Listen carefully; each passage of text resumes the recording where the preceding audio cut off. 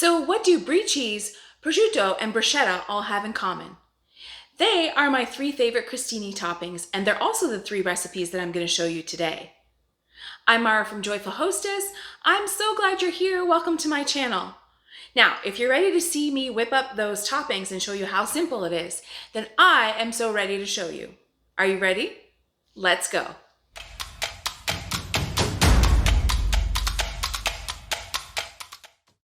So last week's episode, I showed you how to make these delicious crostini, and they taste way better than the store-bought ones. They're also less expensive to make. If you missed that episode, don't worry, I will link it in the description below so you can check that out. But now that we have our super delicious crunchy base, it's time for us to start topping it. So probably the simplest and easiest way to top crostini is using brie cheese. I love brie cheese. It is a soft French cheese that is super creamy in texture. And I feel like the soft creaminess of the brie with the crunch of the crostini just makes it a really great combination. And then I like to top it with some sort of jam or jelly to kind of give it a touch of sweetness. So I think between the creaminess of the cheese, the crunch of the crostini, and the sweetness of the jam, we have a trifecta that is amazing. So all I've done here is cut some brie cheese in slices, and brie has this white rind around it. It's not necessary to cut that off. Actually, it kind of adds to the flavor, so I would leave that on. Actually, I do leave that on. So once the brie has been cut, next up we're going to top it. Now that my brie's all sliced up, all I've got to do is add the dollop of fig jam on top of each. Now you can use whatever kind of jam you like. Personally, I like the fig jam, but red pepper jelly is delicious too. So is like an apple jelly.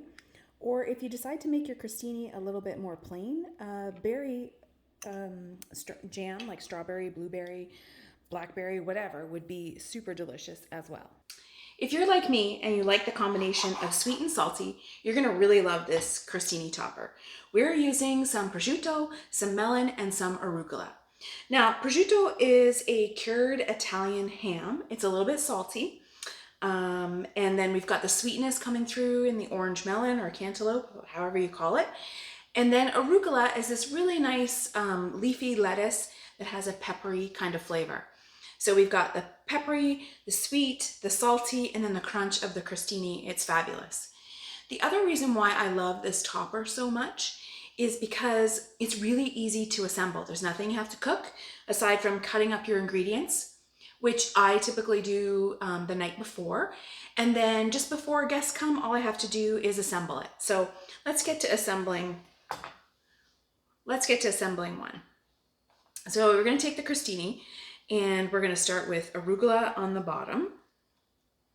So 1 or 2 leaves. And then we're going to layer the prosciutto on top. We're going to add a piece of the melon. And I'm just going to repeat that for all these crostini, and by the magic of YouTube, I'll be back. So the crostini have been magically assembled. Now we're just going to sprinkle some black pepper. And we're going to drizzle a little bit of balsamic vinegar over top. Make this look pretty. And there we have our prosciutto and melon and arugula crostini. So one of my all-time favorite toppings for crostini is bruschetta. Now, some people call this antipasta bruschetta, some people call it bruschetta. Because my family is Italian, I think they would disown me if I called it bruschetta. So I'm going to call it bruschetta. That's what we say at home, so that's what I'm going to call it. To start making the bruschetta, we're going to start with plum tomatoes. So plum tomatoes are traditionally used because they have more flesh and less water content in them. So I have used other tomatoes in a pinch before. It tastes good, but it just ends up being a little bit more watery, which then means that your crostini are going to get a little bit soggy. So I'm going to take this plum tomato. I've just diced it into small pieces. I'm going to add that in the bowl. Once you've done that, I'm going to take some garlic and a clove of garlic. You know, if you're using 1 plum tomato and a regular size clove of garlic, traditionally you would mince that really thin. but I like to take the shortcut and use my garlic press. I find that by doing it that way, you get these really fine pieces of garlic, and when you mix it in there, it kind of mixes up all that garlicky goodness really easily. So we've got a plum tomato, we've got a garlic. Now, I went to 2 grocery stores looking for fresh basil because when I make this, I make it using fresh basil. But both grocery stores were out of basil. So in a pinch, and I've done this before, in a pinch, you can use a teaspoon of ready-made pesto. So I didn't have any more of my veggie pesto. I'll link to that for you in the description below, the recipe to make my vegan pesto. So in this case, I just used the store-bought version. I just put 1 teaspoon of that in here, along with the garlic. We're mixing that up.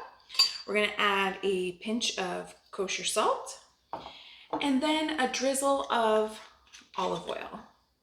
And that's really all you need to make a really good bruschetta. It's really simple, full of flavor, and I would say that if you have a chance to make it the night before, the earlier the better, just because it gives the flavors time to mellow out and work together. And then when your guests come, you can do one of 2 things. Either you can already prepare them on your crostini, or it looks really pretty just having the bruschetta in a bowl with the crostini arranged around it. When it comes time to serve the bruschetta, I like to put it into a bowl and arrange the crostini around it. That way guests can serve themselves and we can make sure that the crostini stay crunchy until they're ready to bite into them. So there you have it, my 3 favorite crostini recipes. The big question is now, which one of these 3 do you think you're gonna try first? Let me know in the comments below. Or let me know if you have other crostini toppings that are your favorite. I'm always up to try new recipes. So if you enjoyed what you saw here, be sure to hit like and subscribe because I share videos every Friday, everything from recipes to cocktails to tips and DIYs to help you become a more confident hostess. So until next time, cheers my friends and happy hosting.